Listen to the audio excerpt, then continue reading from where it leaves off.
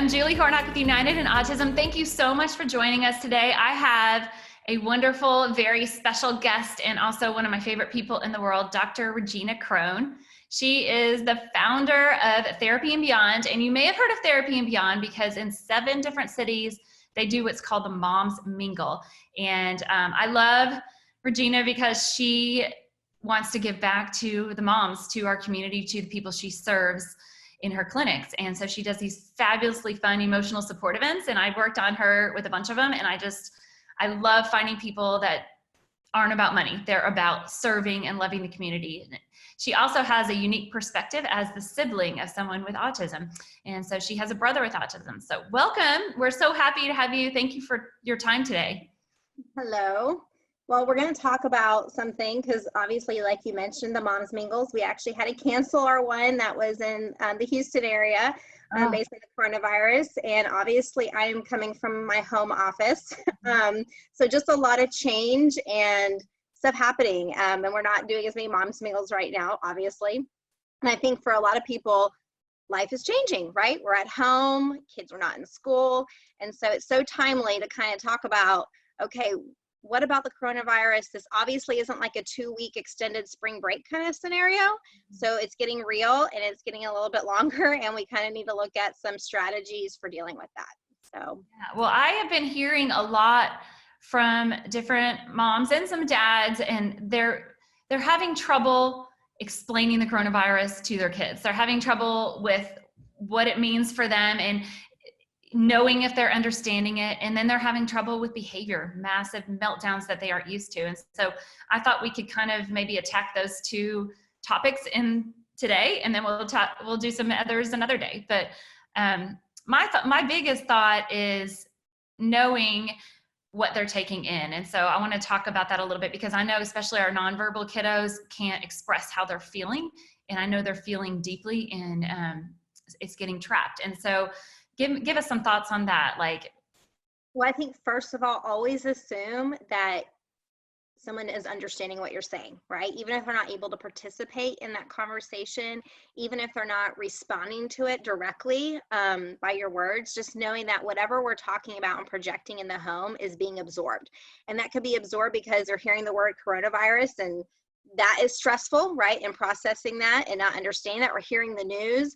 And for those kids that aren't paying attention maybe to the information on the news directly, just the stress that we are bringing to the home by us thinking and processing that, or our work obligations or other kids and juggling homeschooling and all these things, that stress can actually be exuded through us. And so I think the first point is to just recognize that our kids are being affected by this too every day. I think that word absorb is a really important word. I like that because what I notice with my daughter is I'm going around and I'm on the phone with like every friend, and every conversation that we have is revolving around how our life has changed and the coronavirus. Mm-hmm. And she's around, she's in the next room, but she of course has like supersonic hearing. And so then we'll have the news on at night or whatever. And she started just getting super agitated and overwhelmed, and she's extremely verbal. But she finally, every time I was talking about it, she would be like, can you go in another room? Like, can you just stop talking about it? And so I just think of the kids that can't say that. Our kids feel things deeply, and more deep than I think sometimes we do. And they're taking it in, and it is just too much for them because they see our stress. And then with the news, every time the news would come on, she would say, this is stressing me out. Can we turn the news? I can't hear the word coronavirus anymore. And so, I talked to her about, okay, when the news is on, go in your room and put headphones on. But for some parents, that might not be an option to say that. So I would suggest maybe watch the news on your computer with headphones, so your kids just don't have this constant dialogue, so it doesn't become just spinning. Because Lizzie would say, this spins around in my head and I can't get rid of it. And I think that's really scary for our kids because it's scary for us. Yeah, absolutely. And I think really looking at how you can maybe even start to express coronavirus in a way that they can receive that information. And we're going to share a worksheet coming up after we kind of share this first box of surprises that we'll kind of put up, and parents can actually print it and walk through this worksheet. So it's not so much a social story, but there's an element to that. And then there's also a kind of takeaway activity that hopefully that can kind of express the coronavirus. I think the most important thing to think about how the coronavirus is impacting our kids directly is their change in every day. And some of that starts with not going to school. Some of that starts with not being able to go to their favorite things or activities that they look forward to. And so there ends up being this, what happens in the house right now, or as possible, is that we're saying no a lot more often than saying yes to things that you would normally say yes to. So even if someone's not, you know, looking at the coronavirus directly or anticipating the fear of not doing something in the future or what that is restricting kind of from the conversation of that, it's about the impact of their day to day, and us having, or a mom or dad having to say no frequently to what they're wanting them to say yes to becomes really, really challenging, and creates this environment of heightened stress as well, and how it's impacting them.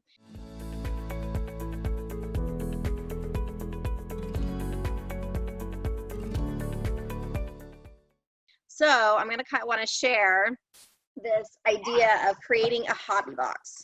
So here's a hobby box full of things that is individualized to any kid. And what is unique about this hobby box is that it is very much for the things that they might enjoy or find interesting. There could be new things, there could be just favorite things, but the idea is that this hobby box is not free access. This hobby box is set aside, and these things only come through mom or dad when they're given to you. And so the idea is that you can use this hobby box as a way for kids to complete chores or goals, right? Then they can have access to this box.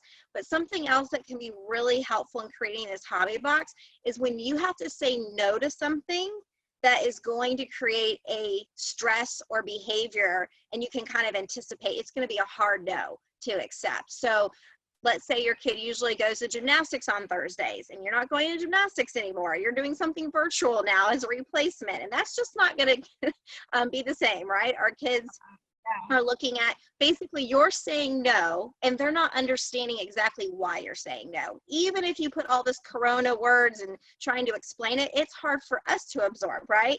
So I think having a hobby box where you can say, you know what, we can't go to your favorite restaurant, but you know what we can do? We can pick something from the hobby box.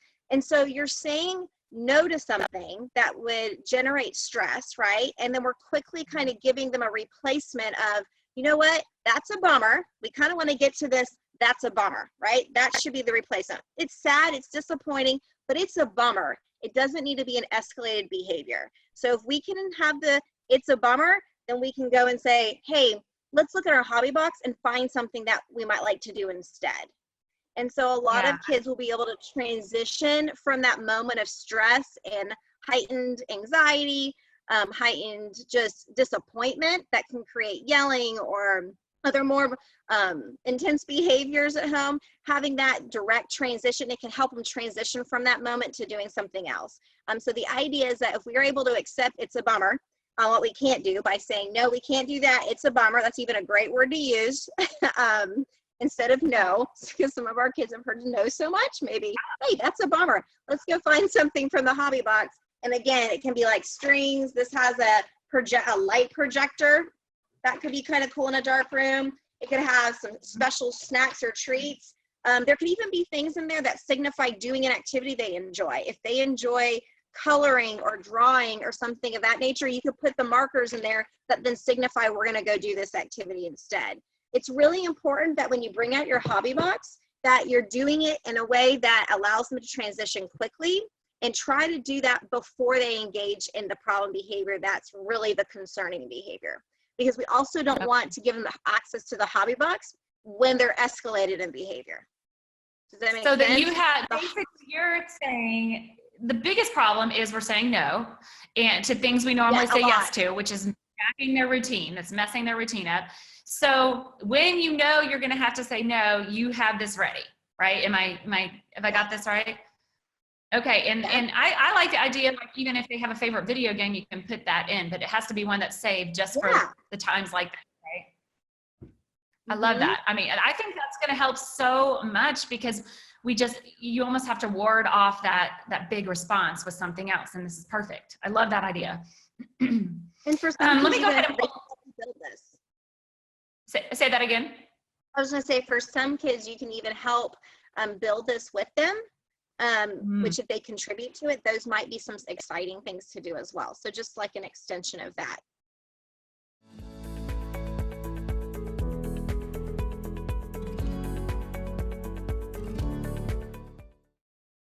I'm going to go ahead and put up the worksheet because I feel like this is a really good thing. All right, just you can see it, right? The worksheet? I can, yes. Okay, so let's kind of walk through this and how to explain the coronavirus to our kids, but then also using this sheet, because you can use this sheet with the box that you just showed. Yes, absolutely. So now you have your tools. Remember, these are your tools. And then now you have another tool, which is this worksheet that you can kind of walk through. And this tells two things. What is the coronavirus? But then it also says the important part about the coronavirus. Why the coronavirus matters to them is because it's impacting their every single day life and changes that are occurring. And so this is kind of a way to start putting this together. So the coronavirus is a germ bug that makes people sick, right? In its simplest form, that is what it is. Then the President of the United States made a rule that says we need to stay at home as much as possible so our family is safe. And so I think that tells us that somebody of authority has given us a rule to follow, and the purpose is to keep us safe, right? And then because of this, some changes have happened. And so my parents are working from home, my school is closed, I can't go everywhere I want to go, and I'm having to stay home. And you know what, with your kid, you can actually circle the ones that apply to your child. You don't necessarily have to, maybe you don't have all parents working from home. So you can circle the ones that apply to your household. And then listing with your child the things that they can do that are still available, but then here's the things that they can't do.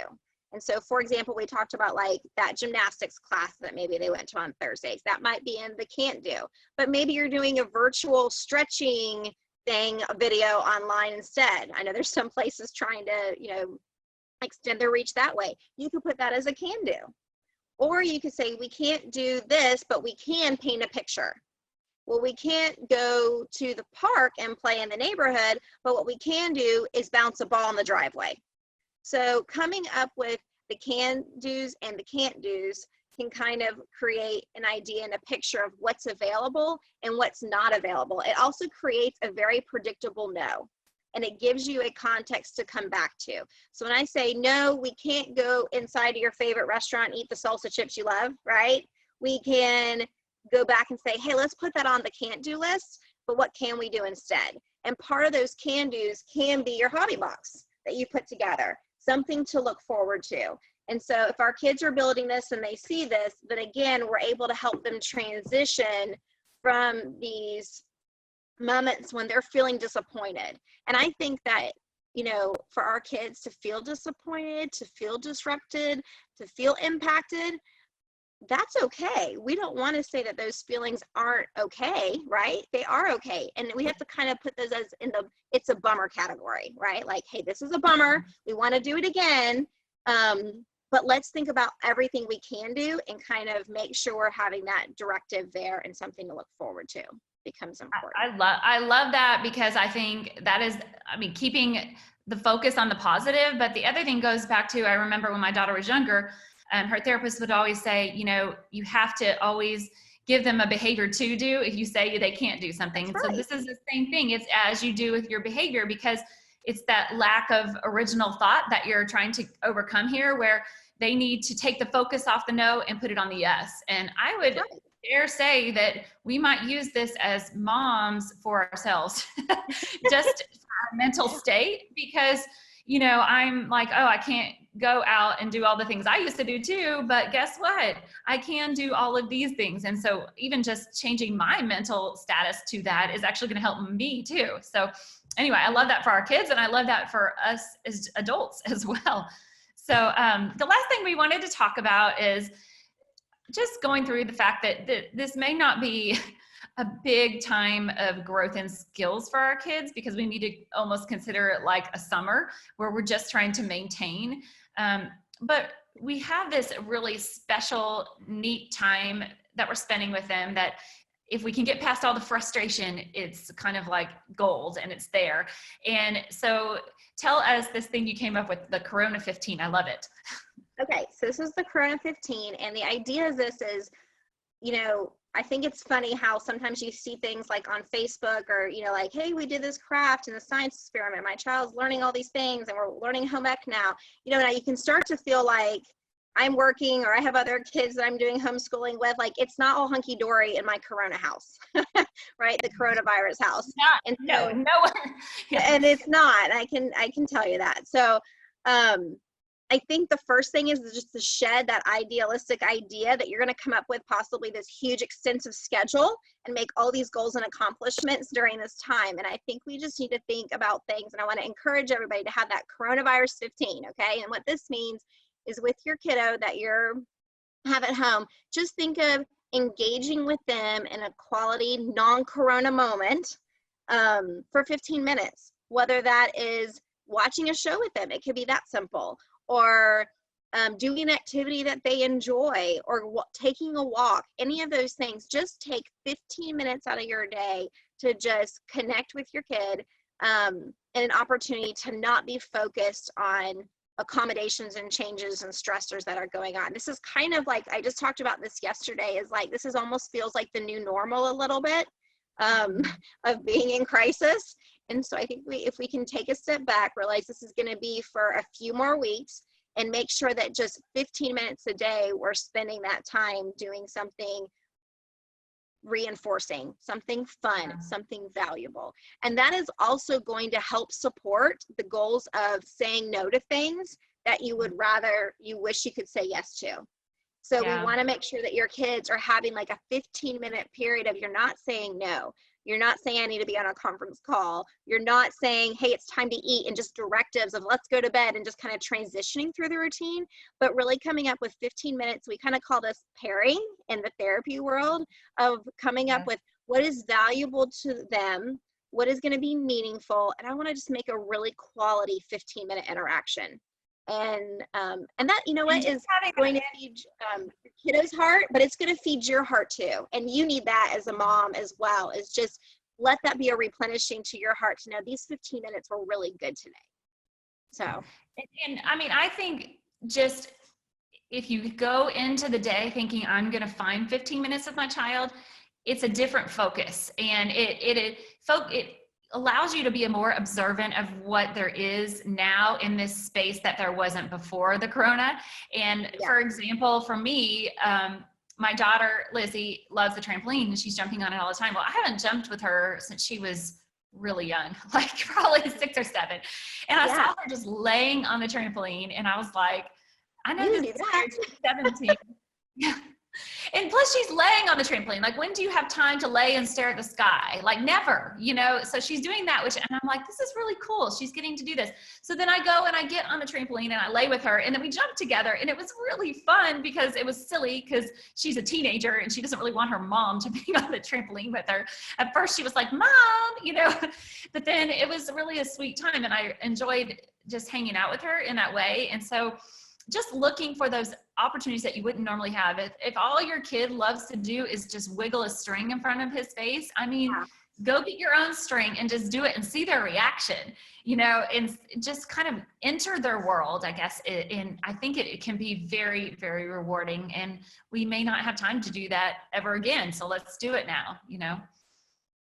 Yeah, and I think if you miss your 15 minutes, you know, start with 5 minutes. You know, if there's, you know, I know there's a lot of people juggling a lot of kids and a lot of different variables. And again, just coming up with like, if you don't do it today, you only had 5 minutes, then tomorrow try for 15. I think if we have these small goals and they're rewarding, but 15 minutes can just nurture your soul. And it does the same thing for our kids, having that attention, getting all that, absorbed in something they enjoy that you're participating in, it just sets the stage for the next day. So a little tip. It makes it easier to focus on the positive of what's going on inside your home if you're having these meaningful interactions that you don't normally have the time to have. So thank you so much. Yeah. This was so helpful. I'm going to put the worksheet down below. I'm going to also put links to the Moms Mingles, because even though they're not going on right now, tell us what cities they're usually in. Okay, so we have one in Dallas-Fort Worth area. We have a separate one actually in Fort Worth, separate one in the Dallas area.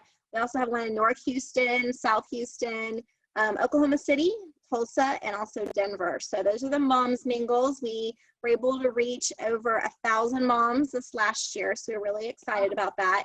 And it's cool because the entire community comes around and embraces these moms, and we actually get tons of raffles to give away as well. So everybody usually leaves with a little something encouraging, and then also a little welcome bag, and it's a fun time to meet new friends. We've had some great people talk about the connections they've made, and that's so important, community. So it's one of my favorite events. I got to be a part of them for a whole year, you know, going to all those locations, and it was the greatest experience just watching the happiness on the faces. And I love that you understand as a sibling, because you watched your mom go through it, you understand the importance of having that emotional support. And those are all the different cities of all your clinics too. So I'm going to put all that information below. Thank you for your time. You're just a wealth of knowledge. We're going to come back next time and do another video on scheduling, and I'm looking forward to that as well. Perfect. Thank you for having me.